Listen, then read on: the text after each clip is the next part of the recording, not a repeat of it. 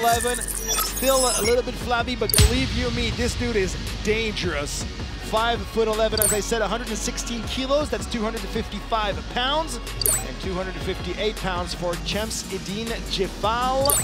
Way taller, look at the size difference, 6 foot. On one side, JEFFAL, who's never seen round number 2, and of course Albiekov, who is a true killer, a Mack truck, sorry. Let's go. Well, already we see JEFFAL utilizing that reach advantage, but it looks like he got clipped on the way in there. Pushing his big body against the humongous body of Albiekov now against the cage. He wants to forbid him sending out those huge shots. Doesn't want to feel the power of the Colossus, the huge hope of French heavy MMA. Oh, nice strike in the clinch there for Albiekov. And my goodness, the height. This is... Whoa! JEFFAL is now using his very long limbs. Single leg takedown. Very, very easily done there. And it was a great adjustment by Albiekov. He felt the power that his opponent possessed standing with that 16-centimeter height advantage.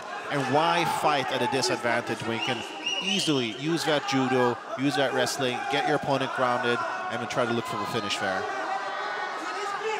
And of course, getting the finish on the ground is definitely something that Albiekov is skilled at. After all, he's coming off of a submission victory over Djindri Krajca, a IMAF World Cup bronze medalist. Trying to create some distance now between two bodies, coming up with the hard shot, those elbows, 2 in a row, 3 in a row. And Chemsedin is not gonna like those for sure. Oh, some nice ground and pound there from Albiekov. And great job there, passes to side control. He might go for the north-south choke again. It looks like it. That's exactly what he's doing. That's exactly what he's doing. Blocking his opponent and trying to choke him out with that. Oh, no. Chemsedin managed to turn around. He's doing the, sorry to cut you off here, JEFFAL, he's doing the right defensive moves here. He's trying to get out of this by getting on the single leg. He's got to be mindful of his neck, though. Yeah, that's a bad position. That's a bad position for JEFFAL. Oh! He fell, almost a lucky break for JEFFAL. Falling in the right position and freeing him from that nasty choke that was being made by Albiekov. Uh-oh. Thought he was going to use his power and his weight just to throw him out. Almost as a sumo wrestler. I mean, it looked like JEFFAL was going to get a first-class ticket on Albiekov Airlines there. Oh, and it looks like... Yeah, it's coming. Going to go down. Takedown's coming. Oh! Slippery when wet. He's going to free his legs. No. Oh, look at that. JEFFAL manages to scramble into a takedown position of his own. Very good job by JEFFAL. I like that he's isolating the foot of his opponent as well, preventing Tamerlan from standing up properly.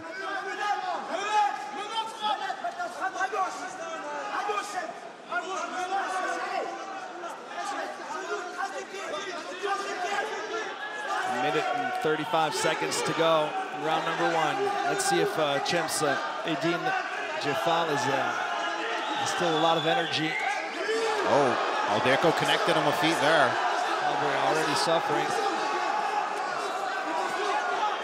Moving forward, those heavy shots, and JEFFAL, as you can see, his mouth is wide open. You can tell that he hasn't gone 3 rounds before. Oh, yeah, he didn't defend that well on that takedown. He landed in an awkward way with his left leg, too. Right.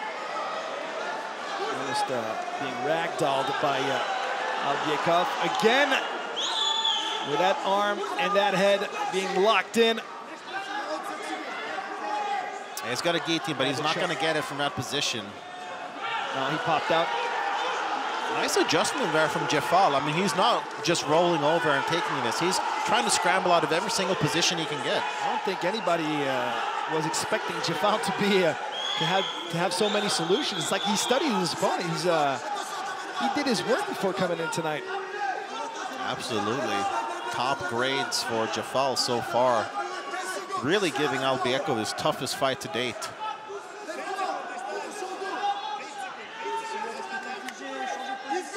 Well, it's also his toughest fight to date because he's going to see round number 2, I think.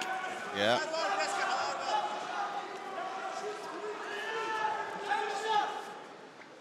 Yeah, nothing's going to happen. Round number 1 is done. That's a surprise, I'm not going to lie. Listen, you know, you're starting to know me. I'm not a liar. This one was clearly made for Albiekov to shine. It's pretty clear. I mean, Albiekov, a lot of people are behind him. They want to treat him as a star. We want a new heavyweight megastar in France. And basically, he was fed this Champs Edin DJEFFAL, who does have a 3-0 record, but he's not a superstar. He hasn't really fought against high-level opponents. So he was fed to Albiekov, and it seems it was kind of a mistake because he survived. He's doing more than survive right now. Well, I mean, clearly DJEFFAL did not come all the way to Dijon to be a part of somebody else's highlight reel. I mean, while I would still give his first round to Albiekov, I like a lot of what DJEFFAL is doing defensively. I like that he's trying to go on the offense. I mean, he actually has had takedown success. He did land a very nice strike as well on the feet. I would like to see him try and keep the fight on the feet a little bit longer now in the second round. Really utilize that height and reach advantage, because I do think that would lend itself to him more successfully than trying to go to a sort of wrestling battle with Albiekov. Let's also check if Champs Edin DJEFFAL can survive energy-wise. Yeah, he was taking some big, deep breaths there at the end of the first round. And as we mentioned, this is the first time he's ever gone to a second round, and honestly, he looks exhausted right now. You're right.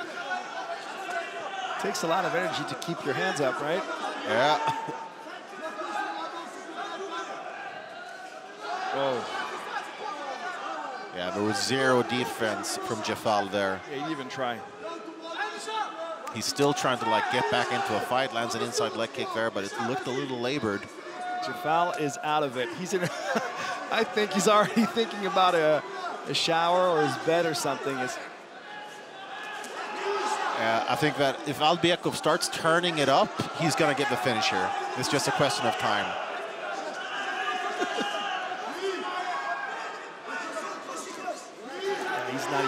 He's not doing anything. Oh. Both fighters through there, and it almost looked like both connected. Yeah, the same idea, a mirror effect between those two big guys. Albiekov lost a lot of weight recently. Working on his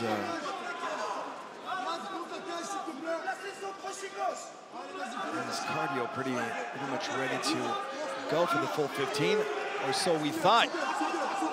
Shooting in the legs. Shot in on the single. It was kind of telegraphed, but he's going to get it. No, perhaps not.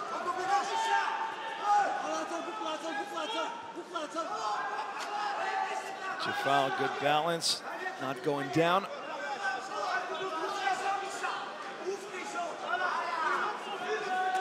He's still listening to his corner. They told him to open his legs. He did it immediately. But now I think Tamerlan's going to get it. No, again. Takedown attempt thwarted by DJEFFAL, sorry. And that makes things a little bit interesting. What happens if Albiekov can't get this fight to the ground and he's forced to have a stand-up battle? I mean, sure, he seems to be the fresher fighter right now, but, you know, at heavyweight, it just takes one shot. Right, but DJEFFAL is not even trying the shots. I mean, his hands are completely down. You see? Yeah, getting warned for inactivity in standing position is pretty rare. Crowd getting a bit restless here at the Palais du Sport. You never know what you're going to get with the heavyweights.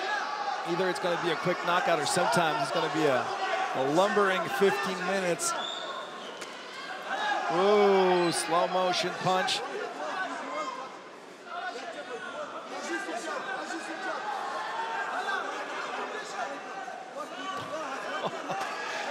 Overhand shot there for Albiekov.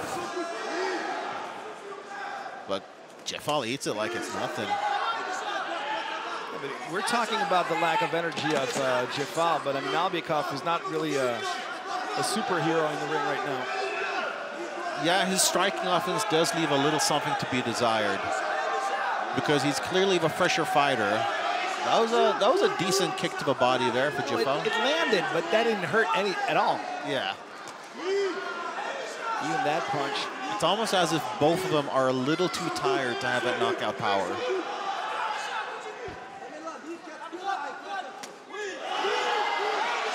Finally, some impact. Okay, they're waking up now. Maybe DJEFFAL just needed a bit of a breather to get his bearings back under him. You know what? If this continues like that, DJEFFAL is not only going to see a second round, but also a third round. There's a first time for everything, I guess. I'm a little surprised that we're not seeing DJEFFAL try to go for more knees, considering the height advantage that he has.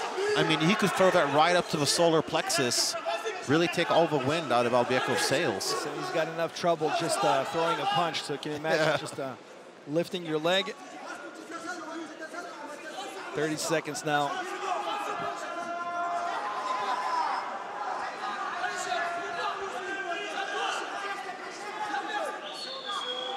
Heavyweight battle between DJEFFAL and Albiekov.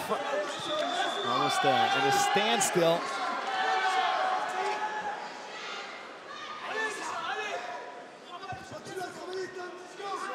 I think you should remind maybe DJEFFAL that he's in Dijon. Maybe he forgot because yeah, he's out of it.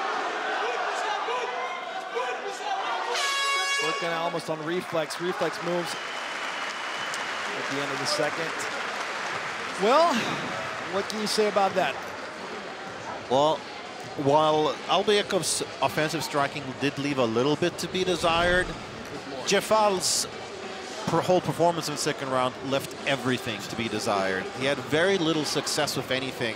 There was a decent elbow in the clinch there, and I get it. He's exhausted. I mean, moving around your opponent is tough enough when they're not at heavyweight. So I get it. Obviously, he is tired, but he's got to throw everything he's got now in the third round. He's not going to win a decision, even if he does win the third round by some miracle. So he's just got to throw caution out of the window and give his opponent everything he's got. Look at his body language. He's right in front of us, almost slouched on his chair. Yeah, he looks completely deflated. Completely done. Even just getting up from his chair is tough for DJEFFAL. He's still in it, so as I said, for the first time ever, he's going to see round number 3. And he's got the energy of a plastic bag blowing in the wind. Oh, I thought you were going to be a nice guy tonight. You're even worse than me.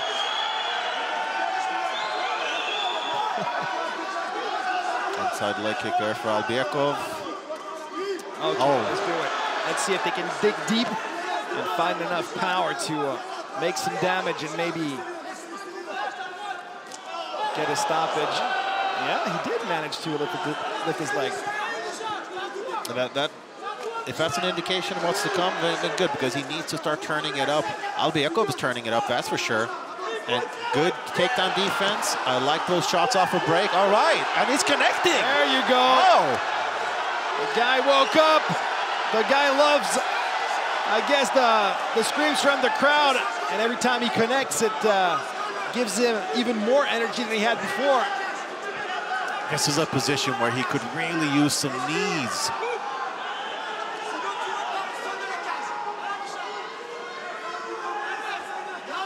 And for Albiekov, this is exactly what you wanted, right? You want to get out of range from those long looping shots of your opponent.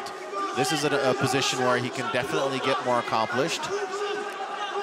Yep, he's going to try to drop him maybe by sweeping the leg again. Didn't work this time.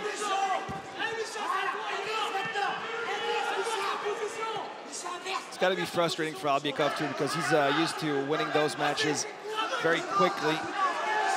Seeing somebody who's surviving, doesn't have a solution to the Rubik's Cube that is in front of him. Yeah, I mean, he's being given all he can handle here for sure. He's getting it done, but he's having to work for it. What troubles me a little bit, Sebastian, is that if he has trouble with a guy like DJEFFAL, Can you imagine against like a real player? He would be eaten alive. Well, this fight does pose a couple questions for how high Albiekov's ceiling is. That being said, he's only 23 years old. He's several years away from his prime. I'm sure that we will see a large progression from him. He's also probably not in the right weight division. Again, yeah, I would not be surprised if his future is a light heavyweight. Well, he's 5'11". He's, as you can see, his body is showing the signs of a man who lost a lot of weight very quickly. Oh! Lands the right hand there. And JEFFAL almost leading with his head. There you No! Nice! Unbelievable. He shot in the legs of JEFFAL. JEFFAL sprawled, and he went in with the same idea. Oh, too bad. He tried to kick out there, but just couldn't get the rotation he needed. Instead, gives up his back and basically serves to Albiekov on a plate exactly what he wanted. He had the good instincts. He had the good idea. He just missed it. And you're right, he's in a bad position. Ref, they are working. He's got back mount. Relax. Choke attempt. He's only got one hook in, but you can get it with just one. Especially at this point of the match where the champ said, oh, he's tapping out. He's tapping out. Tamerlan Albiekov in the fight of his career so far, but he passes that test. That choke happened right in front of us, and it wasn't in too deep. I mean, it was more almost like a neck crank, half choke. It wasn't the most impressive in the world, but I think that JEFFAL could not take anymore. He had this big guy, 117 kilos, on top of him. He couldn't breathe anymore. He had enough. I guess he tapped out more out of I'm done than pain. Yeah, well, I mean, he was already struggling to breathe even before he was grounded. So, yeah, it was really just that last little squeeze that was needed. Notches, because he thinks he's the king of the world. You know, everybody's hyping him up. He's the new hope in the heavyweight division. Everybody, you know, talking about him online. Oh, he's a killer. Oh, he could be world champion. Now, we saw tonight that right now he cannot be world champion for sure. If he's struggling with a guy like a JEFFAL, a lot of work is coming. Yeah, that being said, though, how do you know what to work on if your weaknesses haven't yet been exposed? And it was a bit of a wake-up call for Albiekov for sure, but, you know, probably a necessary one. And in the end... And he still got the finish. Got the finish in round 3. As you can see, just almost sleeping on top of the body of JEFFAL. And in the end, the tap-out comes. Le vainqueur par soumission, le